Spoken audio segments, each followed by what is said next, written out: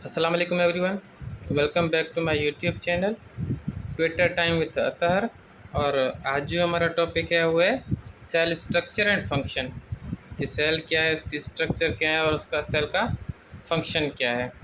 ठीक है, तो टॉपिक पे चलने से पहले थोड़ा प्रीवियस टॉपिक को रिव्यू कर लेते हैं कि प्रीवियस टॉपिक में हमने क्या पढ़ा था।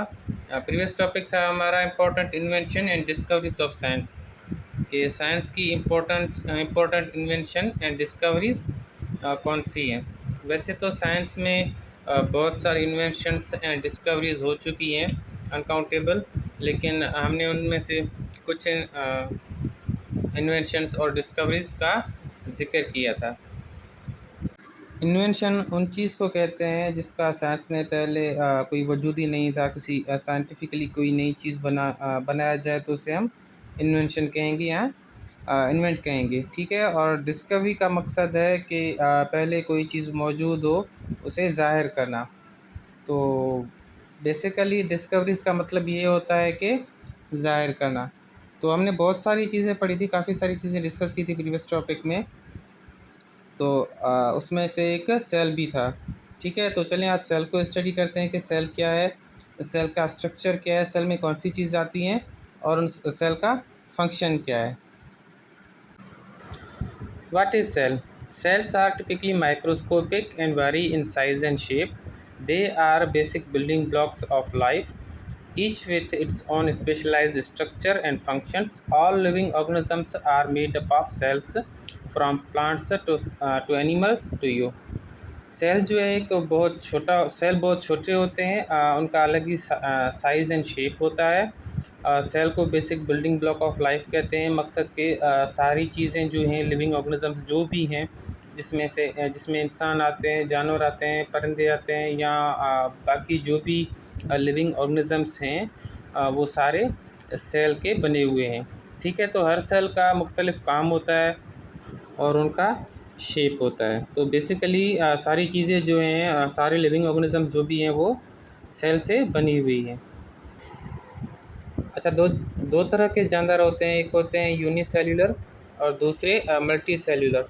तो यूनिसेल्यूलर वो होते हैं जिनमें एक ही सेल हो, जैसे बैक्टीरिया। ठीक है, तो वो ऑर्गेनिजम्स है जिसमें सिर्फ एक ही सेल हो तो उन्हें यूनिसेल्यूलर कहा जाता है। और मल्टी सेल्यूलर वो हैं जिनमें बहुत सारे सेल होते हैं, तकरीबन 100 ट्रिलियन सेल्स होते हैं उसमें, जिसमें ह्यूमंस आते हैं, एनिमल्स आते हैं, बर्ड्स वगैरह, और बाकी जो है वो जानदार आते हैं। तो यहाँ आप देख सकते हैं कि ऑर्गेनिजम्स जो हैं वो दो तरह के होते हैं, एक होते हैं यूनिसेल्यूलर ऑर्गेनिजम्स और दूसरे होते हैं मल्टी सेल्यूलर ऑर्गेनिज्म। तो यूनिसेल्यूलर वो होते हैं जिसमें सिर्फ एक ही सेल्यूलर सेल हो, जैसे कि एमोबिया, बैक्टीरिया एंड पैरामोशियम। ये वो लिविंग ऑर्गेनिजम्स हैं जिसमें सिर्फ एक ही सेल होता है। उसके अलावा दूसरी साइड है मल्टी सेल्यूलर ऑर्गेनिजम्स। वो जानदार या वो लिविंग ऑर्गेनिजम्स जिसमें एक से ज़्यादा सेल हों, या जैसे कि हमने प्रीवियस स्लाइड में पढ़ा है कि 100 ट्रिलियन सेल्स होते हैं। ठीक है, तो उसमें प्लांट्स की बहुत सारी जो इकसाम है वो सारी आते हैं, और जो भी एनिमल्स हैं वो सारे भी मल्टी सेल्यूलर में आते हैं। हम ह्यूमंस हैं वो भी मल्टी सेल्यूलर में ही आते हैं। The descriptive term for the smallest living biological structure was coined by Robert Hooke in a book he published in 1665 when he compared the cork cells he saw through his microscope to the small rooms monks lived in. इसका मतलब ये होता है कि सबसे छोटे ज़िंदा हयातियाती ढांचे के लिए रॉबर्ट हुक ने 1665 में अपनी किताब में ज़िक्र किया था। मकसद कि 1665 में उसने इन्वेंट किया था माइक्रोस्कोप के ज़रिए, एक कमरे में बैठकर जहाँ पे राहब रहते थे। तो एक्सप्लेनेशन बेसिकली यही है कि सबसे पहले जो है सेल को रॉबर्ट हुक ने इन्वेंट किया था, डिस्कवर किया था 1665 में।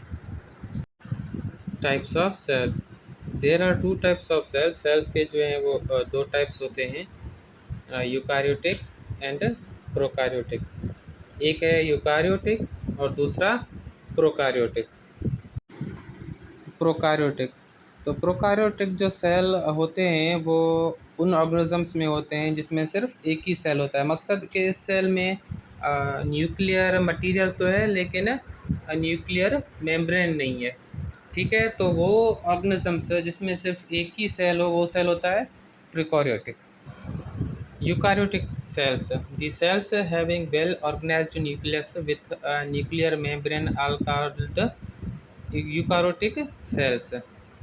तो वो सेल्स जिसमें न्यूक्लियस वेल ऑर्गेनाइज्ड हो, न्यूक्लियर मेम्ब्रेन के साथ, तो हम उसे यूकारोटिक सेल कहते हैं। ठीक है, तो ये सेल उन ऑर्गेनिजम्स में मौजूद होता है जो मल्टी सेल्यूलर होते हैं। मकसद के जिन प्लांट्स में, एनिमल्स में लाखों करोड़ों सेल्स हो, तो उन सेल्स में यूकारियोटिक मौजूद होता है। आप देख सकते हैं कि यहाँ पे किस तरह एनिमल सेल दिया हुआ है और प्लांट सेल दिया हुआ है। दोनों में जो है न्यूक्लियस भी मौजूद है अच्छी तरह, सही तरीके से, और न्यूक्लियर मेम्ब्रेन भी है।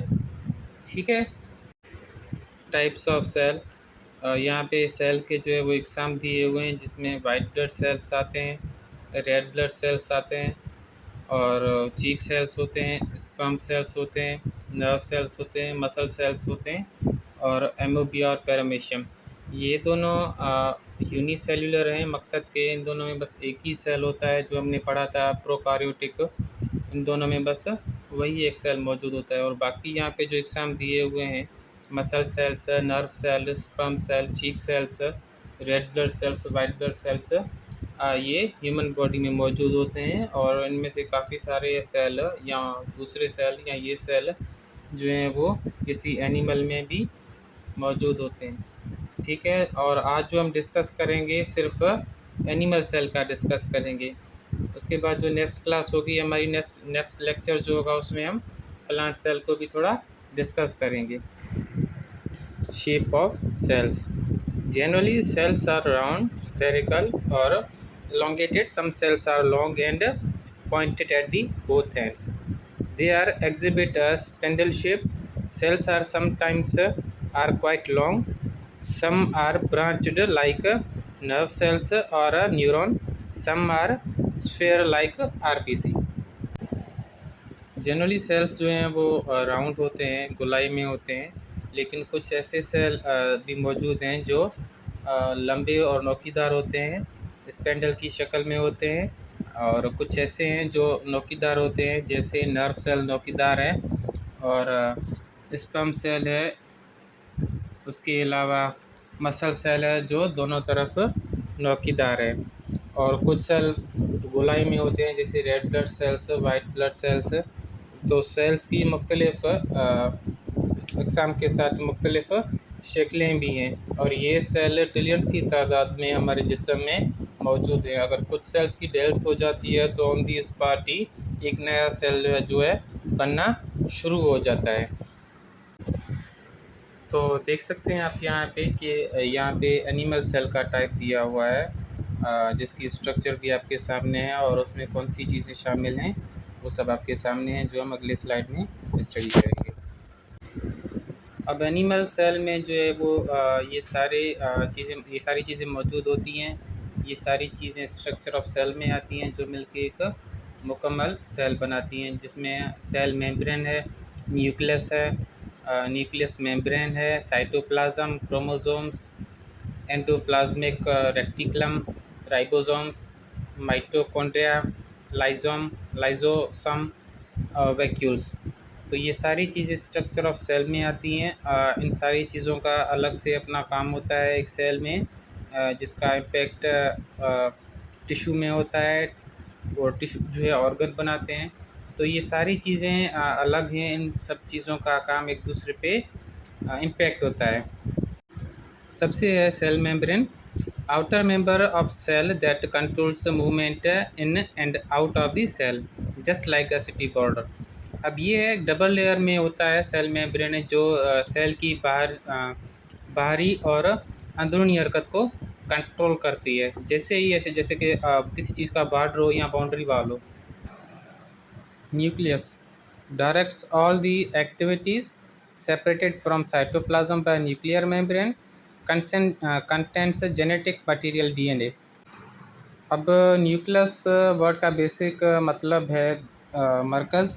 जैसे किसी इंसान का दिमाग होता है जो सारे पूरी बॉडी को कंट्रोल में करता है, वैसे ही न्यूक्लियस का भी काम है। ऐसा समझें कि न्यूक्लियस एक सेल का जो है वो दिमाग है, माइंड है, जो सेल की सारी चीज़ों को, सेल की एक्टिविटीज़ को अपने अंडर में, अपने कंट्रोल में रखता है। वैसे ही जैसे माइंड बॉडी के सारी चीज़ों को अपने कंट्रोल में रखता है।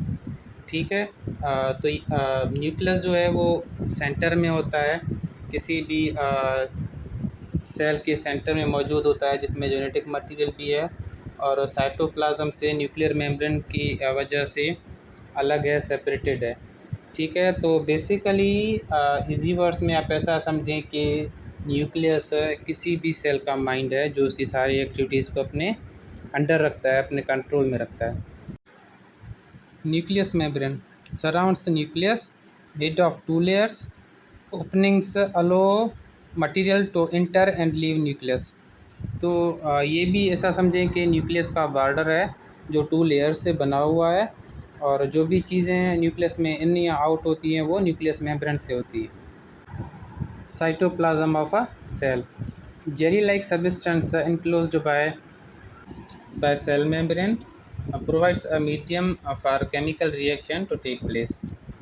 अब किसी भी सेल में, किसी भी किस्म के सेल में जो भी केमिकल रिएक्शन होता है वो साइटोप्लाज्म की वजह से होता है। साइटोप्लाज्म का जो साइटोप्लाज्म सब्सटेंस जेली की तरह नरम होता है।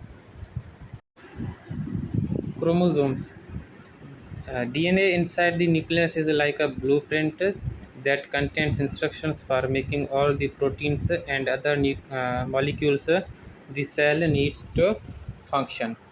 न्यूक्लियस के अंदर मौजूद DNA एक खाके की मानंद है, शक्ल की मानंद है, जो तमाम प्रोटीन्स और दीगर मालिक्यूल बनाने की हिदायत फराहम करता है, जो किसी भी सेल को काम करने के लिए ज़रूरत में होती हैं। Endoplasmic reticulums moves material around in cells, lacks ribosomes embedded in a surface। Cell में मवाद की हरकत को कंट्रोल करता है, और ये जो हैं वो राइबोसोम्स सेल की सतह पर मौजूद होते हैं। Ribosomes each cell contains thousands make proteins found on ribosomes and floating throughout the cell. Ribosomes जो हैं वो किसी भी सेल में हज़ारों की तादाद में होते हैं, जो प्रोटीन्स बनाते हैं और किसी भी सेल में घूमते रहते हैं। Mitochondria produces energy through chemical reactions, breaking down fats and carbohydrates, controls level of water and other material in cell, recycles and decomposes proteins and fats and carbohydrates. Mitochondria कीमियाई रद्द-ए-अमल के ज़रिए सेल में तवानाई पैदा करता है, चर्बियों और कार्बोहाइड्रेट्स को जो है वो तोड़ता है, सेल में पानी और अदर मटेरियल की सतह को भी कंट्रोल करता है, प्रोटीन्स, फैट्स और कार्बोहाइड्रेट्स को दोबारा इस्तेमाल करता है और उनकी तहलील करता है। ठीक है। Golgi bodies proteins packaging plant move materials within the cell, move materials out of the cell. खलिए के अंदर या सेल के अंदर मवाद को मुंतकिल करता है और सेल से बाहर भी मवाद को मुंतकिल करता है Golgi bodies. Lysosomes digest plant for protein, fats and carbohydrates, transport undigested material to the cell membrane for removal, cell breaks down if lysosomes explodes. Proteins, fats और कार्बोहाइड्रेट्स के लिए एक हाजमे का काम करता है, और हज़म ना होने वाली मवाद को, मटेरियल को सेल के नीचे वाले हिस्से तक जो है वो मुंतकिल कर सकता है ताकि वो सेल से बाहर चला जाए। और अगर लाइजोसोम्स फट जाता है तो सेल टूट जाता है, डिस्ट्रॉय हो जाता है। Vacuoles membrane bound seeks for shortage digestion and water removal, contains water solution, helps plant maintain shape। Vacuoles जो है वो भी डाइजेशन का काम करता है पानी की, और दूसरी चीज़ों की जो है वो हाजमे को मेंटेन करता है, डाइजेशन को, वाटर रिमूवल का काम करता है, और पानी की जो है वो सतह को बरकरार रखता है सेल में। Conclusion: understanding cell and their structures help us to appreciate the incredible complexity of life, from the tiniest organisms to the largest animals and plants. Cells truly are the building blocks of life. Cells और उनकी identity को, structure को समझना हमें ज़िंदगी की एक नाकाबिले यकीन कॉम्प्लेक्सिटी की कदर करने में मदद करता है, चाहे वो सबसे छोटे जानदार हों या सबसे बड़ा जानवर या सबसे बड़ा प्लांट हो। सेल जो है एक वाकई में basic building block of life है, जो एक छोटा सा सेल इतने बड़े एनिमल में या प्लांट में कैसे कन्वर्ट होता है।